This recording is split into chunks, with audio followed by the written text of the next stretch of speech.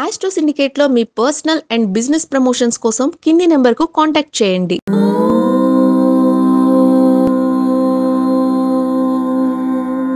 అందరికీ నమస్కారం. ఈరోజు మనతో పాటు ఉన్నారు ప్రముఖ ఆధ్యాత్మికవేత్త జ్యోతిష్య పండితులు చేబిఎం కిరణ్ శర్మ గారు. నమస్కారం గురుగారు. అఖండ లక్ష్మీ ప్రాప్తి రస్తున్నాను. రేపు 21వ తారీఖు మనం చూసుకుంటే పగలు తక్కువ రాత్రి ఎక్కువ అని చెప్తున్నారు. సో దాని ప్రభావం ఎలా ఉండబోతుంది, అసలు ఎందుకు ఇలా అవుతుంది అనేది కొంచెం వివరిస్తారా? భౌగోళికమైనటువంటి పరిస్థితి మీరు అడిగేది ఏంటంటే భౌగోళికమైనటువంటి గ్రహ మార్పు కాదు, అంటే భౌతికమైనటువంటి భూమికి చంద్రుడికి భూమికి సూర్యుడికి ఉన్నటువంటి ఉత్తరార్ధ దక్షిణార్ధ గోళాల్లో మార్పు అంటారు దాన్ని. అంటే ఒక ఫైటింగ్స్ అనుకోవచ్చు. ఒక రకంగా ఫైటింగ్స్ కాదు, డిస్టెన్స్ మెయింటైన్ చేస్తున్నారు వాళ్ళు. They are doing distance. అంటే భూమికి సూర్యుడికి ఒకవైపు ఏమో ఉత్తరం వైపు దగ్గరికి వచ్చేస్తున్నాడు, దక్షిణ వైపు నుంచి చాలా అంటే ఈ తిరియముఖ రేఖలు అంటారు వీటిని. అంటే భూమి తన చుట్టూ తిరుగుతూ సూర్యుని చుట్టూ తిరుగుతుంటుంది. అయితే భూమి సూర్యుని చుట్టూ తిరుగుతున్నప్పుడు సమాంతరంగా తిరుగుతుంటుంది. కానీ ఈ ఉత్తరాయణ పుణ్యకాలంలో అంటే ఇప్పుడు వచ్చేటువంటి ఉత్తరాయణ పుణ్యకాలానికి దిస్ సూచన అనమాట, సైన్ ఇది. రేపు సంక్రాంతి రోజు మకర సంక్రమణం ఉత్తరాయణ పుణ్యకాలం వస్తుంది. యాక్చువల్గా దానికంటే ముందు అక్యురేట్ అయినటువంటి ఉత్తరాయణ పుణ్యకాలం ఇప్పుడే స్టార్ట్ అవుతుంది. అందులో ఏమవుతుంటుంది, ఈ రవి దగ్గరికి వెళ్తున్నప్పుడు ఈ భూమి డిస్టెన్స్గా మెయింటైన్ చేస్తుంది. ఇలా మెయింటైన్ చేస్తూ ఇక్కడ దగ్గరగా వస్తుంది. అంటే అప్పుడేమవుతుంది, సూర్యుడు అనేవాడు తన చలనాన్ని కొద్ది కొద్దిగా ఇటు తిప్పుకుంటున్నాడు.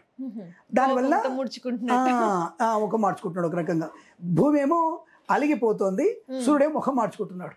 సింపుల్గా మన భాషలో చెప్పాలంటే దాన్ని ఉత్తరాయణము దక్షిణాయనం అంటారు. అంటే ఒక ఆయనము అనేది మారుతున్నప్పుడు గ్రహాలు జూన్ 26వ తేదీన ఒక రకమైనటువంటి దక్షిణాయనం ప్రారంభమవుతుంది. ఈ మనకి జనవరి 16వ తేదీన మనకి ఈ రకమైనటువంటి ఒక రకంగా డిసెంబర్ 26వ తేదీన మనకి ఉత్తరాయణం ప్రారంభమవుతుంది. ఈ ఉత్తరాయణ దక్షిణాయన పుణ్యకాలాల్లోనే మనకి భూమికి దగ్గరగా సూర్యుడు రావడం లేదా భూమికి దూరంగా సూర్యుడు జరగడం వల్లనే మన కాలమాన గతులు మనకు వచ్చేటువంటి వేసవి కాలం 6 ఋతువులు అంటాం మనం. 6 ఋతువులు ఇవన్నీ కూడా ఉన్నాయి. ఆయనము మనకి మాసాలు, చైత్ర మాసం నుంచి మనకి మాసాల వరకు కానివ్వండి, ఈ మాసాలన్నీ కూడా మనకి సూర్యుని భూమి నుంచి వచ్చేటువంటి ఒక రకమైనటువంటి డిస్టెన్స్ని వల్లనే ఇవన్నీ అక్యురేట్గా మనకు దొరుకుతూ ఉంటాయి. అందుకే మనకి తులసిదాస్ అనేటువంటి హనుమాన్ చాలీసాలో కూడా సూర్యుడి నుంచి భూమికి సూర్యునికి ఉన్నటువంటి డిస్టెన్స్ని కరెక్ట్గా చెప్పగలిగాడు.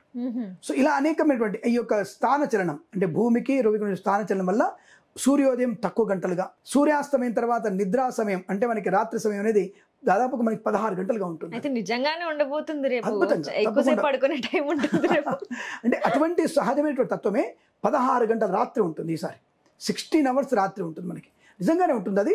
దాని ఏంటంటే రాబోయేటువంటి మాసాల యొక్క కూడికగా సరిపోతుంది అది. అంటే మ్యాథమెటికల్గా రోజువారీ 24 గంటల్ని విడదీయడానికి మేము అంటారు కదా లూనార్ ఇయర్ అని చెప్తుంటారు కదా మీరు, అటువంటి సంవత్సరానికి సరిపోయేటువంటి తత్వం ఇది.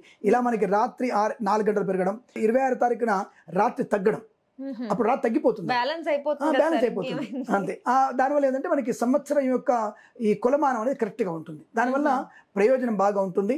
ఎటువంటిది అంటే 16 గంటలు ఉన్నది, కానీ ఈసారి 16 గంటలుగా వచ్చింది. 14 గంటలు ఉంటే ఎక్కువ ఉండేది అది, ఈసారి 16 గంటలుగా మారింది అది. ఇది కేవలం ఈ యొక్క గ్రహాల యొక్క డిస్టెన్స్, రవి నుంచి భూమి డిస్టెన్స్ వల్లనే ఇటువంటి మీకు స్థితి ఏర్పడిన విషయం చెప్పవచ్చు. మరి ఇప్పుడు ఇలా జరగడం వల్ల 12 గ్రహాల వారి మీద కూడా ఏమైనా ఎఫెక్ట్ పడే అవకాశం ఉంటుందా? అటువంటి చాలా మంది కొంతమంది మరి పండితులు అలా చెప్తున్నారు, వక్రంగా చెప్తున్నాను. కానీ అంటే రవి మారుతున్నాడు కాబట్టి భూతత్వ రాశులకి ఒక రకంగా, అగ్నితత్వ రాశి ఒక రకంగా ఉండేటువంటి భావం చెప్తారు. కానీ అటువంటి గ్రహాల యొక్క ప్రభావం అంటే రాశుల పైన ఈ యొక్క భూమి సూర్యుడు యొక్క ప్రభావం పడే అవకాశం లేదు. కాబట్టి ఏ రాశి కంగారు పడక్కర్లే. అందరు కంగారు పడేది ఏంటంటే కర్కాటక రాశి, సింహరాశి వారికి ఏదో జరగబోతుందని చెప్పేసి ఈ పుకారు లేపే ప్రయత్నం చేయకండి. ఈ 2 రాశుల వారికి కానీ ఇతర రాశుల వారికి ఈ యొక్క మనకి ఈ డిసెంబర్ 21వ తేదీ రాత్రి రాబోతున్నటువంటి అధిక కాలము, పగలు రాబోతున్న తక్కువ కాలము ఏది కూడా మనకి ఈ 12 రాశుల వారి మీద ప్రభావం పడే అవకాశం లేదు. దాని గురించి మీరు కంగారు పడాల్సిన అవసరం లేదు. దీనివల్ల మనకి ఏం నష్టం ఉండదు, ఆర్థికంగా నష్టం లేదు, ఆరోగ్యపరంగా నష్టం లేదు. ఒక రకంగా ఇందాక మీరు అనుకుంటే సంతోషమైన వార్త ఎక్కువసేపు పడుకోవచ్చు అనేది, ఆ పడక రోజు అలవాటు నిద్ర 9 గంటల తర్వాత మెలకు వచ్చేస్తూ ఉంటుంది. మరి చీకటి ఉన్నప్పుడు మెలకు వచ్చేస్తుంది కాబట్టి దాని లేదు. కానీ ఈ మనకి ఉన్నటువంటి సహజమైనటువంటి భౌగోళిక స్థితిలో మంచి పంటలు పండడానికి అవకాశం ఉంటుంది. మంచి ఈసారి వచ్చే పంటలు ఇది సూచనగా చెప్పొచ్చు. మేము రేపు వచ్చేటువంటి పంచాంగంలో దీని గురించి ఎక్కువగా మనకి చర్చలు ఉంటాయి మాకు. అంటే ఈ యొక్క నిడివి ఎక్కువ పెరగడం వల్ల 1.5 అవర్ పెరిగిందా, 1 గంట 10 నిమిషాలు పెరిగిపోయింది. మాకు రెగ్యులర్గా 14 గంటలు ఉండేది, ఈసారి 16 గంటలు ఉంది. దానివల్ల ఏంటంటే రేపు వచ్చేటువంటి కాలం మీద ఎక్కువ ప్రభావం చూపుతుంది. కాబట్టి మరి రేపు వచ్చేటువంటి విశ్వావసనామ సంవత్సరం వచ్చేటువంటి నవనాయకుల ఫలితం మీద ఎఫెక్ట్ ఉంటుంది. అంటే పంటలు ఎలా పండుతున్న విషయంలో. బట్ నేను అనుకోవడం పాజిటివ్గానే ఉంటుంది. అంటే మంచి పంటలు కూడా మళ్ళీ మనకి వచ్చే అవకాశము, ఆరోగ్య నామ సంవత్సరంగా చెప్పుకోవచ్చు మనం నెక్స్ట్ ఇయర్ని. ఈ ప్రభావం దాని మీద ఎక్కువగా ఉంటుంది ఓకే. అదనమాట.